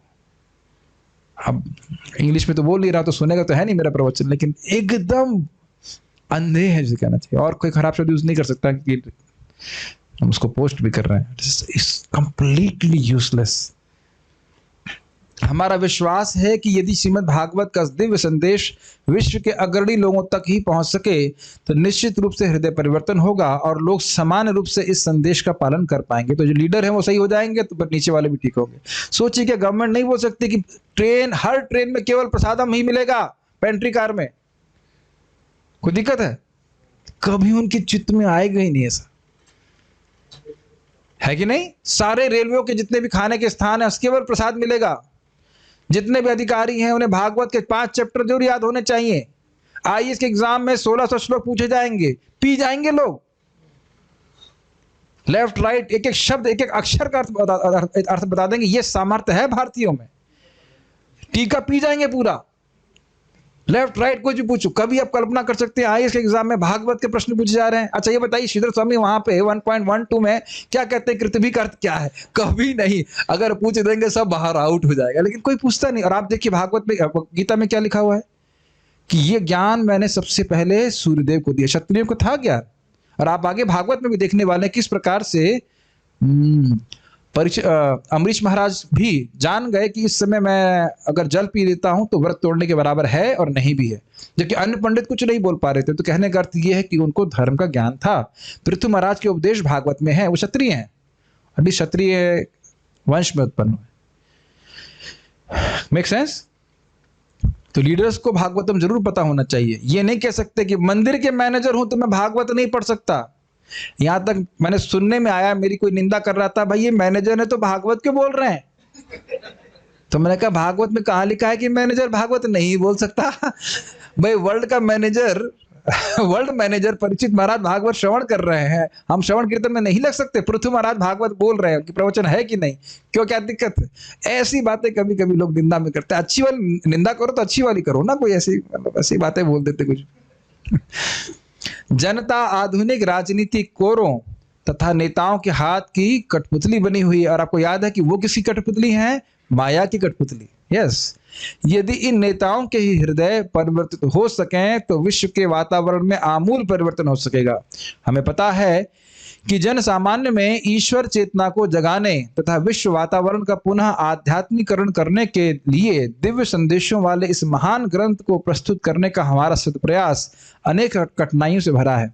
इस विषय को यथेष्ट भाषा में, विशेष रूप से विदेशी भाषा में प्रस्तुत करना निश्चित रूप से विफल प्रयास होगा, और चाहे हम जितना भी प्रयास करें इसमें अनेक साहित्यिक त्रुटियां रह जाएंगी। तो प्रभुपाद कह रहे हैं नम्रता में कि मैं कुछ लिख रहा हूं, मेरी इंग्लिश मेरी फर्स्ट लैंग्वेज नहीं है, हो सकता है उसमें लैंग्वेज की दृष्टि से कुछ गलतियां हों, लेकिन हमारा विश्वास है कि इस संबंध में चाहे कितनी भी त्रुटियां रह जाएं, विषय की गंभीरता पर विचार किया जाएगा और समाज के नेता सर्वशक्तिमान भगवान के महिमा गान करने के इस ईमानदार प्रयास के कारण इसको स्वीकार करेंगे। अब ये बात तो समझ में आ रही है। अब इसका प्रभुपाद जो उदाहरण दे रहे हैं वो देखिए कितना सुंदर है। जब किसी घर में आग लग जाती है तो उस घर के रहने वाले अपने पड़ोसियों से, चाहे वे विदेशी हों, सहायता प्राप्त करने के लिए दौड़ जाते हैं, और वे बेचारे उनकी भाषा न जानते हुए भी अपने भाव व्यक्त करते हैं और पड़ोसी उनकी आवश्यकता समझ लेते हैं, भले ही वे भाव उनकी भाषा में व्यक्त ना हुए हों। समझ में आ रहा है? प्रभुपाद ये कहना चाहते हैं इंग्लिश में, जो प्रभुपाद भागवत में लिखे कि हो सकता है कि मेरी अंग्रेजी ग्रामर की दृष्टि से बहुत सही ना हो, लेकिन मेरा भाव क्या है? भगवान के यश और गान को प्रकट करना। ये भाव स्वीकार किया जाएगा जो साधु पुरुषों के द्वारा। वो ये नहीं देखेंगे कि इसमें ग्रामर की दृष्टि से क्या गलती है, या अच्छा से लिखा गया है कि नहीं लिखा गया है। ये बात प्रभुपाद जी कह रहे हैं। श्रीमद् भागवत के इस दिव्य संदेश को विश्व के प्रदूषित वायुमंडल में प्रसारित करने के लिए वैसे ही सहयोग भावना की आवश्यकता है, मतलब सभी को सहयोग करना चाहिए इसके लिए। आखिर यह आध्यात्मिक मूल्यों से युक्त तकनीकी विज्ञान है, अतएव हमें तकनीक के विषय में चिंतित होना है, भाषा के विषय में नहीं। मतलब कहना क्या चाहते हैं प्रभुपाद जी कि कृष्ण को कैसे हृदय में लाया जाए इसका वर्णन श्रीमद् भागवत में है कि नहीं? कैसे भक्ति करके उनको संतुष्ट करें, कैसे जीव संतुष्ट होगा, ये विज्ञान समझा रहे हैं। तो अगर लैंग्वेज में थोड़ा बहुत गड़बड़ है भी तो साधु पुरुष उसको उधर ध्यान नहीं देंगे, देखेंगे विषय क्या बोला जा रहा है। ठीक है? यदि इस महान साहित्य की तकनीकों को विश्व के लोग समझ लें तो उन्हें सफलता मिल सकती है, भगवान के पास पहुंच सकते हैं। जब विश्व भर की जनता में अनेक भौतिकतावादी कार्यकलाप चलते रहते हैं तो इसमें कोई आश्चर्य नहीं कि कोई व्यक्ति या राष्ट्र तनिक सी उत्तेजना पर किसी दूसरे व्यक्ति या राष्ट्र पर आक्रमण करते। इसको समझिए, अगर मैं इंद्रिय तृप्ति के लिए व्यग्र हूं, व्यग्र समझते हैं? हाँ, मतलब आतुर हूं, तो मैं दूसरों को दुख देने में बिल्कुल भी हिचक नहीं करूंगा। तो प्रभुपाद जी यही बोल रहे हैं कि आप लोगों ने भागवत में सुना था, निर्मत्सर हैं, मतलब दूसरे को उत्कर्ष को देख करके जलता नहीं है भक्त। तो भागवत श्रवण करने से ये निर्मत्सरता अपने में आप ही आ जाती है, उसके हृदय की ग्लानि मिट जाती है, वह भोगों के लिए आतुर नहीं रहता, तो दूसरों को कष्ट देने में उसकी रुचि नहीं होती। ये बात प्रभुपाद कह रहे हैं। तो अगर व्यक्तिगत रूप से और सामूहिक रूप से हम सब लोग ऐसे हों तो कोई किसी को दुख देगा कि नहीं देगा? मेरी बात समझ में आ रही है? अगर मैं आपसे जलता नहीं, मैं इंद्रिय तृप्ति के लिए व्यग्र नहीं, और आप भी नहीं, और ये भी नहीं है, और वो भी नहीं, तो सब लोग मिलकर के झगड़ा करेंगे? अच्छा मान लीजिए हम सब, मैं गुस्से में हूं, ये भी गुस्से में है, प्रभु जी भी गुस्से में है, आप सब लोग गुस्से में हैं, और जब हम लोग सब लोग साथ में आएंगे सब हम लोग भागवत पढ़ेंगे तब ना। अब समझ में आ रहा है? समझ में आ रहा है? इंडिविजुअली अगर व्यक्ति शांत है तो कलेक्टिवली भी शांत हो जाएगा। और अभी दिक्कत क्या हो रही है, इंडिविजुअली लोग शांत कर नहीं रहे हैं व्यक्तिगत रूप से, और सोच रहे हैं कि समाज की दृष्टि से या राष्ट्र के सब मिल करके सब शांत हो जाएंगे। समझ में आ गया मैं क्या कह रहा हूं? तो जितना भागवत को पढ़ाया जाएगा उतना व्यक्ति शांत अनुभव करेगा अपने आप में। कर भी रहे होंगे आप लोग। इस कली या कलह युग का यही नियम है। वातावरण पहले से सभी तरह से भ्रष्टाचार से प्रदूषित है और प्रत्येक व्यक्ति इससे भली भांति अवगत है। इंद्रिय तृप्ति के भौतिकतावादी विचारों से पूर्ण ना जाने कितना अवांछित साहित्य भरा पड़ा है। अनेक देशों में अश्लील साहित्य की जांच करने तथा उस पर प्रतिबंध लगाने के लिए सरकार द्वारा अनेक समितियां नियुक्त की जाती हैं। इसका अर्थ यही है कि ना तो सरकार ना ही जिम्मेदार जन नेता ऐसा साहित्य चाहते हैं, तो भी ये बाजार में मिलता है क्योंकि लोग इंद्रिय तुष्टि के लिए इसे चाहते हैं। पूरा पढ़ूंगा फिर समझाऊंगा। समान रूप से लोग कुछ पढ़ना चाहते हैं, यह प्राकृतिक प्रवृत्ति है, लेकिन चूंकि उनके मस्तिष्क दूषित हैं अतएव वे ऐसा साहित्य पसंद करते हैं। ऐसी परिस्थितियों में श्रीमद् भागवतम जैसे दिव्य साहित्य से न केवल सामान्य जनों के भ्रष्ट मन के कार्यकलाप घटेंगे, अपितु यह उनकी उस चाह को शमित करेगा जिसके लिए वे रोचक साहित्य पढ़ना चाहते हैं। प्रारंभ में वे इसे पसंद ना भी करें, क्योंकि जैसे पीलिया हो जाता है वह जिसे पीलिया हो जाता है वह मिश्री नहीं खाना चाहता, लेकिन हमें यह ज्ञात होना चाहिए कि मिश्री ही पीलिया का एकमात्र उपचार है। इसी प्रकार भगवत गीता तथा श्रीमद् भागवत के पठन को लोकप्रिय बनाने का विधिवत प्रचार कार्य होना चाहिए, क्योंकि यह इंद्र तृप्ति रूपी पीलिया के लिए मिश्री का काम करेगा। जब लोग इस साहित्य के प्रति रुचि उत्पन्न कर लेंगे तो वह अन्य साहित्य जो समाज में विष फैला रहा है स्वतः ही समाप्त हो जाएगा। अतः हमारा विश्वास है कि मानव समाज का प्रत्येक व्यक्ति श्रीमद् भागवत का स्वागत करेगा, भले ही उसके प्रस्तुत रूप में अनेक त्रुटियां क्यों ना हो, क्योंकि इसकी संस्तुति श्री नारद ने की है, जो कृपा करके इस अध्याय में प्रकट हुए। ये ध्यान दीजिएगा कि हम श्रीला नारद जी से साक्षात श्रवण कर रहे हैं। ये नहीं सोचना चाहिए कि नारद जी तब बोले और अब नहीं बोल रहे। इस दुनिया में भी जब कोई पिक्चर देखता है, आप लोग पिक्चर समझते हैं ना, पिक्चर फिल्म, हाँ सिनेमा, तो बोलते वाह क्या डायलॉग बोला है, तो डायलॉग तो पहले ही बोल चुका है। ये उदाहरण कभी बोला नहीं मैंने, लेकिन दे रहा हूं। डायलॉग तो 6 महीना पहले, साल भर पहले ही बोल चुका है। आपको क्या लगता है, वाह क्या डायलॉग बोला है, लगता है ना कि अभी बोल रहे हैं। तो उसी तरह से समझ लेना चाहिए, लगता है ना कि हम उस एक्टर का संग कर रहे हैं, साक्षात दर्शन प्राप्त कर रहे हैं उस महात्मा का और परम पवित्र हो रहे हैं। तो उसी प्रकार से, मैं उसी प्रकार तो नहीं कहना चाहिए, लेकिन मतलब थोड़ा समझावट देने के लिए बोल रहा हूं कि महाराज श्री बोल रहे थे कि हमारा भाग्य है कि हम भागवत महान महान महान अति शुद्ध मुक्त पुरुषों से श्रवण कर रहे हैं, जैसे कि भी हम नारद जी से श्रवण कर रहे हैं, अगर परंपरा में इस ज्ञान को प्राप्त करते हैं। ये नोट मैंने ऑलरेडी दे दिया था कि श्रील भक्ति सिद्धांत ठाकुर जी किस प्रकार से गौड़िया मठ की निंदा में लिखे लेख की भी प्रशंसा कर रहे थे। तो आप समझ गए, ऐसा जो काव्य रचना, ऐसी कोई वाणी के विसर्ग जो काव्य की दृष्टि से बहुत दोषपूर्ण भी क्यों ना हो, लेकिन अगर भगवान के यश से युक्त है तो साधुजन उसको पसंद करते हैं और वह जनता के पाप को नाश करने वाला है। ठीक है, एक बात प्रभुपाद ने यहाँ पे बोली, बहुत अच्छी बात बोली कि लोगों को पढ़ने की रुचि है, लेकिन भागवत मिल नहीं रही है, इसलिए वह उल्टी सीधी बातें पढ़ते हैं, है कि नहीं। हमारे जो बहुत सारे भक्त अभी आ रहे हैं, तो वह सब काफी लोग इस समय क्या देख रहे होते थे, पिक्चर देख रहे होते थे या कोई सीरियल देख रहे थे। अब तो मति में भी नहीं आता होगा कि सीरियल जैसी कोई वस्तु होती है, और अब ग्रहण भी करते होंगे। कितना बोर होते थे उन सीरियल्स को देखने के लिए, और कितनी बेवकूफी की बातें हम देखते थे या देखकर रोते होंगे या जो कुछ भी, इज इट नॉट, याद भी नहीं आता है। ये भागवत का वो है। और स्पेशली श्रीमद् भागवत को एक बार पढ़ने की रुचि हो जाए, श्रवण करने की रुचि हो जाए, तो फिर कुछ भी और अच्छा नहीं लगता है।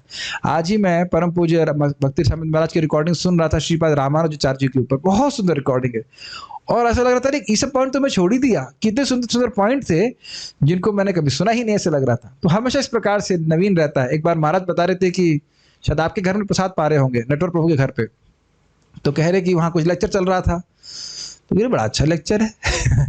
बाद में याद आया, अरे इसमें तो हम थे। समझ में आया। आप वही लेक्चर की रिकॉर्डिंग सुनेंगे, आपको लगेगा वाह कितना सुंदर लेक्चर है, कितना सुंदर लेक्चर है। मेरा व्यक्तिगत अनुभव है, 2008 में महाराज जी दूसरे चतुश्लोकी भागवत में बोल रहे थे, तो बाद में अभी कुछ साल पहले, 1 साल पहले भक्त बोला, प्रभु जी महाराज का बड़ा अच्छा प्रवचन सुनिए। मेरा अच्छा सुनिए, वाह क्या प्रवचन है, बड़ा सुंदर प्रवचन है। बाद में एंड में किसी ने प्रश्न किया, पता कौन था वो? मैं ही था। मतलब उस प्रवचन में बैठा हुआ, मैं सुना भी हूँ, फिर भी लग रहा है वाह कितना अच्छा प्रवचन है, तो मैंने कभी सुना ही नहीं। इस प्रकार से कथा जो है रमणीय लगती है। और आप देख सकते हैं, इसीलिए जब सुखदेव गोस्वामी बोल रहे हैं तो नारद जी भी बैठे हैं और उनके व्यासदेव जी बैठ के भी श्रवण कर रहे हैं। इस प्रकार से ने भागवत बोली। ठीक है, हम देखते हैं कुछ प्रश्न अगर भक्तों के हैं तो फिर हम, ठीक है, नहीं तो हम रुक जाएंगे। रशिक खान क्या कहना चाहते हैं पता नहीं। Citation pro canto 6 chapter and verse कौन सा बोला था? 6.2.9-10 था शायद। हाँ यही था, 6.2.9-10। हाँ, क्योंकि इसने मेरा नाम उच्चारण, मुझे इतनी हंसी आती है, इस श्लोक को कम से कम मैं अब तक 100 बार कोट कर चुका होगा, फिर भी उन लोगों को लगता है कि वाह तो नया बात बता रहे हैं। कलियुग के लोग very nice. No problem, no problem, कोई बात नहीं, ठीक है। Katha also do Srimad Bhagavatam Katha by having Krishna pastimes and Leela, but then why they are considered poison in milk? ये कह रहे हैं, क्या श्लोक है वो? सर्पोच्चिष्टम यतापह पया, क्या श्लोक है वो? पूतम हरि कथामृतम श्रवणैव न कर्तव्यम सर्पोच्चिष्टम यतापय। कृष्ण कथा, कृष्ण नाम अमृत है, लेकिन जो व्यक्ति भगवान का भक्त नहीं है उसके मुख से श्रवण करना वो जहर के समान होता है। तो ये तो स्वयं सनातन गोस्वामी जी कोट करते हैं, इसलिए है क्यों। और आप प्रैक्टिकल देख रहे हो कि ऐसी कथाओं को सुन करके लोगों की चाय ही नहीं छूटती, जगत क्या छूटेगा? जब चाय ही नहीं छूटी तो जगत क्या छूटेगा? और इस्कॉन वाले क्यों डेंजरस हैं? मैंने बताया था ना, सुबह बताया, कल बताया। एक माता जी आ रही थी, आई भी नहीं, हाँ सुबह बता रहा था। एक माता जी पहली बार इस्कॉन मंदिर में आ रही थी। माता जी थोड़ा उनको ब्रह्मचारी बना देते हो बच्चे हैं उनके बच्चे संग आ रही हैं पहली बार, कुछ समय के लिए तो घर से फोन आ गया, इस्कॉन वालों के पास मत जाना। तो जानते हैं कि दवा ठीक से देने से काम करती है, तो इसीलिए अगर सही भावना में भगवान के नाम का उच्चारण कीर्तन किया जाए तो शुद्ध करने वाला होता है। अपराध युक्त नहीं करना चाहिए। और इसको आप 3.33.7 में पढ़ेंगे। 2 अपराधों से बचना है। एक कि नाम को व्यापार के लिए उपयोग में नहीं लेके आना। आप सभी लोग पढ़ लीजिएगा इसको। 3.33.7 2 अपराधों से बचना है। एक, नाम का व्यापार नहीं करना, पैसे के लिए नाम उच्चारण नहीं करना है। और दूसरा, मायावादी धारणा से मुक्त हो रहना चाहिए कि मैं भगवान बन जाऊंगा। अगर ऐसा करेगा तो नाम भगवान अपनी कृपा नहीं देते। देखिए, मान लीजिए कोई व्यक्ति मुझे आके गाली दे, तो क्या तभी मैं उसे भागवत का प्रवचन सुनाऊंगा? तो मुझे भागवत का कोई ज्ञान नहीं है ना। आप समझ रहे हैं मेरी बात? वो कोई कहे प्रभु जी हम कुछ सुनना चाहते हैं, अपना आग्रह प्रस्तुत करें, तो क्यों हम नहीं भगवान के बारे में बताएंगे उसको? बताइए।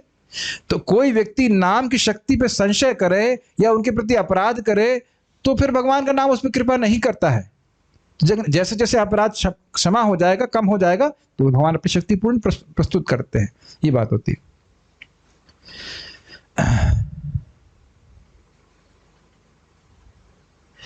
आप कह रहे हैं, अगर भक्त पूछ रहे हैं कि हमारा समय मैच नहीं करता है तो किस प्रकार से प्रवचन सुन सकते हैं, तो आप मुझे मैसेज कर सकते हैं। हमारा टेलीग्राम का ग्रुप है, टेलीग्राम इंस्टॉल कर लीजिए और हाँ उनको भेज दिया होगा आपने, तो उसमें आप रिकॉर्डिंग श्रवण कर सकते हैं। ओके, बी लाइक बीज, don't be like fly. Good. काश एग्जाम में भी यही आता। हाँ, ये अच्छा लालसा है। SB Bhagavad Gita CC। हाँ, ये अच्छी बात है। लेकिन फिर भी आप एग्जाम देते क्या? इतना भागवत पढ़ते कि एग्जाम क्रॉस हो जाए तो फिर एग्जाम देने की स्प्रिया ही समाप्त हो जाती। मुझे पूरा विश्वास है, अगर जब मैं IIT की तैयारी 12th में कर रहा था, अगर उस टाइम भक्ति में आ गया होता तो मैं पक्का IIT की इच्छा छोड़ दिया होता। पक्की बात थी। मेरे बारे में बोल रहे थे कोई एस्ट्रोलॉजर्स की, गलती से उसने IIT कर लिया, घर तो बहुत पहले छोड़ देना चाहिए था उसे। बिल्कुल मन नहीं करता था मेरा पढ़ने का जब IIT में चले गए थे। माला करना कंपल्सरी कर दीजिए। अरे मेरे से खुद सुनता है क्या जब मैं कंपल्सरी कर दूं? ठीक है कि नहीं? Saudi Arabia is going involve chapter from Gita and Ramayana Indian education. ठीक है, धीरे धीरे हो रहा है, कोई प्रश्न नहीं है। मुझे लगता है सुबह उठना कंपल्सरी कर देना चाहिए। ठीक है, पहले आपका कर देता हूं मैं, आप ही तो नहीं उठते पहले। अरे सब मस्ती कर रहे हैं लोग, कुछ खास प्रश्न नहीं कर रहे। ठीक है, और कुछ भी नहीं ना? Okay, so we will stop here. भगवान क्यों तुरंत, हाँ ये बहुत अच्छा प्रश्न है, प्लीज ध्यानपूर्वक सुनिए। मैंने महाराज जी से भी पूछा था, भगवान क्यों तुरंत सभी अनर्थों को नहीं खत्म कर देते? ऐसा क्यों? प्लीज थोड़ा और एक्सप्लेन कीजिए, नहीं तो आपकी उत्कंठा कैसे बढ़ेगी। हम लोग अपने घुटनों पे कैसे आएंगे? वैष्णवों को सम्मान करना चाहिए, वैष्णव की कृपा याचना करनी चाहिए। कहाँ करने वाले हैं? तुरंत ही कृष्ण प्रेम मिल जाता तो कहते ना देखो मैं शुद्ध भक्त हो गया, हरि बोल। और यही आप नारद जी के संग देखने वाले हैं। भगवान लालसा जागृत करने के लिए भगवान ऐसा करते हैं, ये प्रेम बढ़ाने के लिए ऐसा करते हैं। नहीं तो कोई सोचेगा कृष्ण तो बहुत इजी है। देखो मैंने कृष्ण बोला है, I can see him, I can see him. ये इस 2 अध्याय को आप एक भी श्लोक मत छोड़ना, बहुत सुंदर सुंदर है। किस प्रकार से भगवान नारद जी को दर्शन देते हैं और खूब प्रयास करते हैं, फिर भी दोबारा नहीं कर पाते, फिर भगवान क्या बोलते हैं सब आपको सुनाई पड़ेगा। अब ये बताइए कि क्या भगवान कभी रस भी नहीं देते? एकदम एकदम आपका माला करेंगे, उठाएंगे, लगेगा अरे वाह, सोचते कल भी ऐसा हुआ, कल नहीं होगा फिर एकदम से हो जाएगा, फिर कल नहीं होगा। तो समझ लेना चाहिए कि भगवान कंट्रोल करते हैं, लेकिन हाँ ऐसा नहीं कि हमेशा आप ऐसे रहोगे। अनर्थ निवृत्ति क्रॉस किया, निष्ठा के ऊपर आएंगे तो आपको हर दिन अच्छा लगेगा। ठीक है, तो उत्सुकता बढ़ाने के लिए मैं पहले इस क्लास में सारे पूछ लेता हूँ।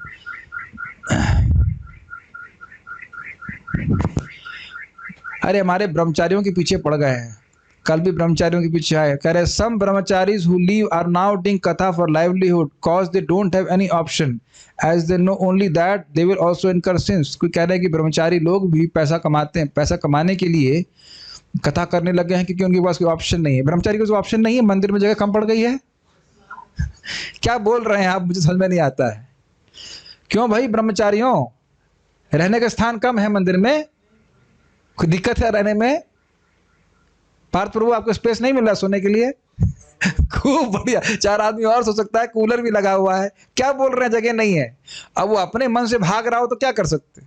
अब तो प्रसादम भी बहुत अच्छा हो गया है। हमारे कुछ मंदिर के ब्रह्मचारी छोड़ के गृहस्थ बन गए। मैंने कहा अरे वो दुखी लोग, उनको पता नहीं था कि कुछ 2 महीना 3 महीना और रुक जाते, करना मृत प्रभु अवतार लेने वाले हैं और ऐसा प्रसाद हम बनाते हैं कि गृहस्थों का चूल्हा बंद हो जाए। मैं तो बड़ा सीना ठोक के बोलता हूँ, कितना बढ़िया प्रसाद, इज इट नॉट। मेरा हमने कहा, मैंने कर्ण मित्र को बोला संकल्प लेना चाहिए कि जितने भी गृहस्थ सबका चूल्हा बंद हो जाए, सब लोग रजिस्टर करें, हमारे यहाँ ही प्रसाद पाए। इतना बढ़िया प्रसाद है, बनाते ही, इज इट नॉट। आज हमारे एक क्या नाम बोले, यश प्रभु बोले थे ये टेस्ट घर में नहीं आता है। हमने कहा भाई तो घर में ऐसा डिवोटी भी तो नहीं है जो 2 बजे उठ के जप करने वाला हो। तो खैर हम बात कर रहे थे कि ये ब्रह्मचारी और इसकी बात नहीं है, मेन बात यह है कि जो व्यक्ति कर रहा है वो गलत है, चाहे वो ब्रह्मचारी हो, चाहे वो गृहस्थ हो, चाहे कुछ भी हो। कथा को बेचना नहीं चाहिए। प्रभुपाद जी इस बात को बहुत स्पष्ट बोल रहे थे कि बाकी किसी भी चीज के लिए आप पैसे दे सकते हो कार्य करने के लिए, लेकिन प्रचारक को कभी पैसे मत देना। प्रचारक पैसे लेकर कभी प्रचार नहीं कर सकता। It only happens by spiritual impetus. हमारे नटवर प्रभु बता रहे थे, उनके गुरु महाराज जी, पर मेरे भी गुरु महाराज हैं, परम पूज्य राधा गोविंद महाराज कह रहे थे, वो बात भूलती नहीं मेरे को, कि वृंदावन में रिक्शे वाला बहुत मेहनत करता है। आप बताए थे ना, आप ही मुझे बताए थे, बहुत अच्छी बात, लेकिन 20 रुपए में अपनी सेवा को बेच देता है। तो कृष्ण कथा को बेचना तो बिल्कुल खराब बात है। कृष्ण कथा नहीं, कभी नहीं बेचना चाहिए, कभी नहीं बेचना चाहिए। प्रभु जी के कब पाएंगे हम अपने हाथ से। तो अब आप तो देखिए ब्रह्मचारी आश्रम ज्वाइन कर नहीं सकती हैं, तो इसलिए आपको तो सौभाग्य तभी मिलेगा जब लॉकडाउन खोलेगा, तो आप आइएगा, प्रसाद पाइएगा। We want cooking classes. Oh, मस्ती करने शुरू कर दे। चलो ठीक है, तो यहाँ रुकते हैं हम लोग, अभी हम लोग पारायण करेंगे।